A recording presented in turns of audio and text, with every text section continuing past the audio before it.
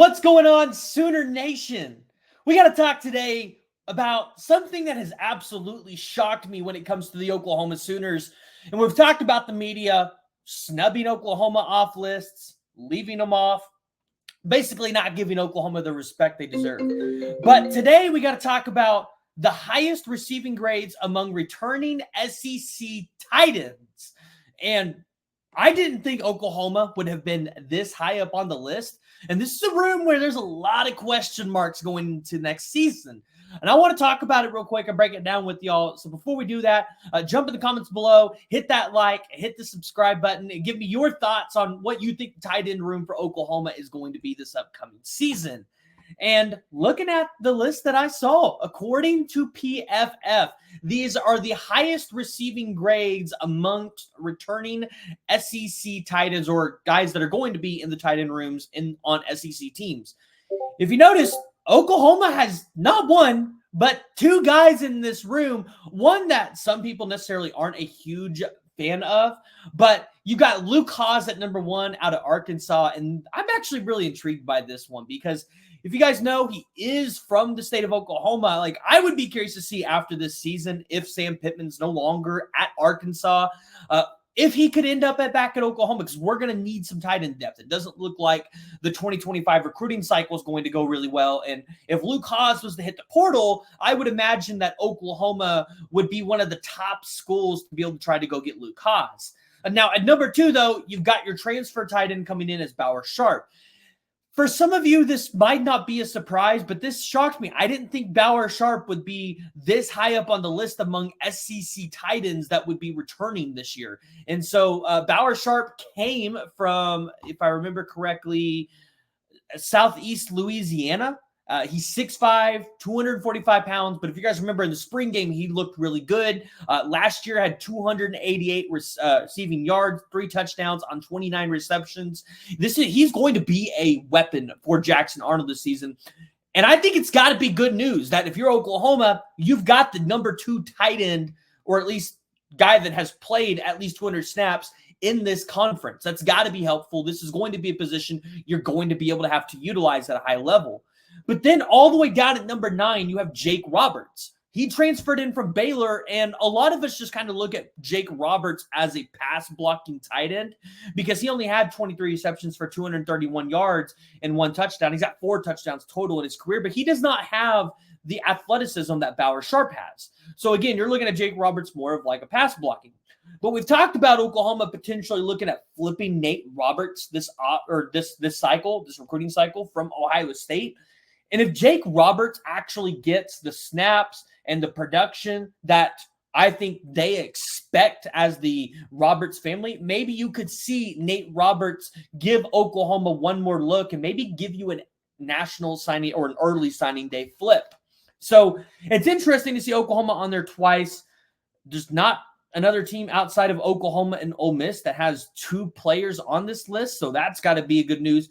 But if you're Oklahoma, you're going up against Ole Miss this season. So your defenders, your linebackers, they have to be ready to defend these tight ends for the upcoming season.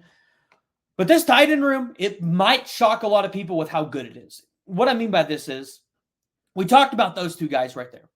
But you've also got in this room Josh Fanuel, who I think some people are still kind of the jury's out on how good he's going to be for Oklahoma.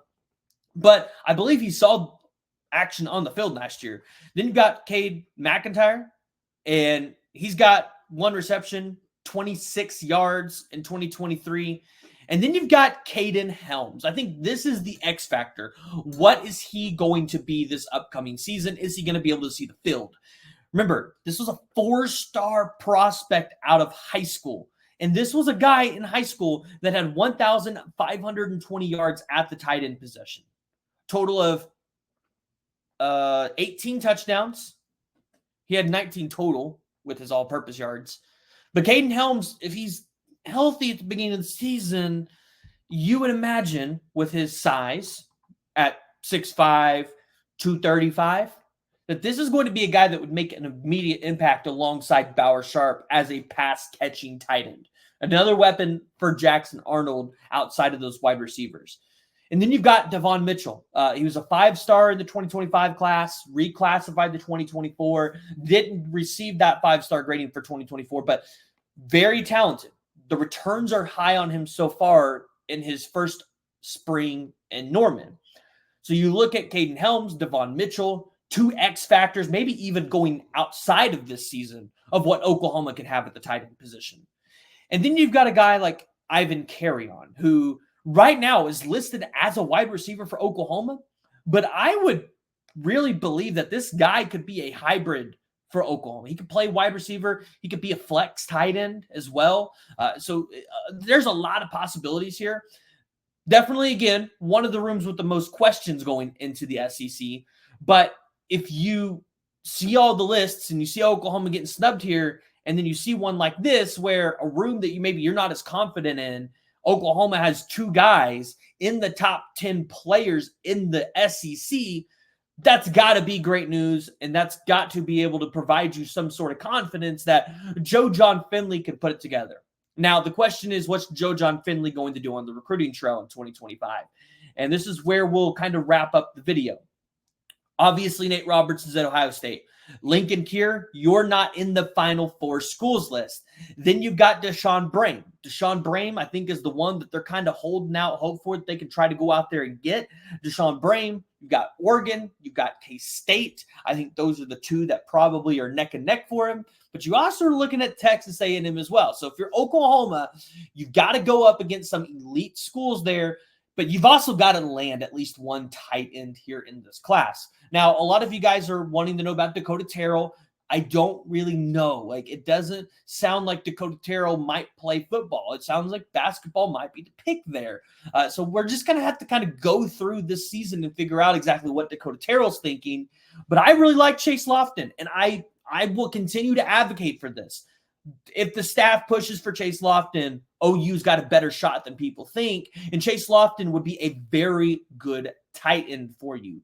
So Joe John Finley, he still has a couple options. I don't know if you don't land Deshaun Brame, if they take a tight end in this class, if it's not named Nate Roberts. So we'll have to see what they're doing, but Sooner Nation, if you guys have not already, and you guys have made it to this far in the video, make sure you go ahead, you hit that like, you hit the subscribe button, turn on the notification bells. You guys don't want to miss any of the content, especially as we head into official visit season. We're going to have those lists for you. We're going to break them down, comb through them a little bit, and then we're going to go straight into the fall camps where everybody's got to be excited. We're like 98 days from the football season. So if you guys haven't already, hit that like, hit that subscribe button, join the discussion, jump in the comments below. Give me your thoughts on the tight end room for Oklahoma.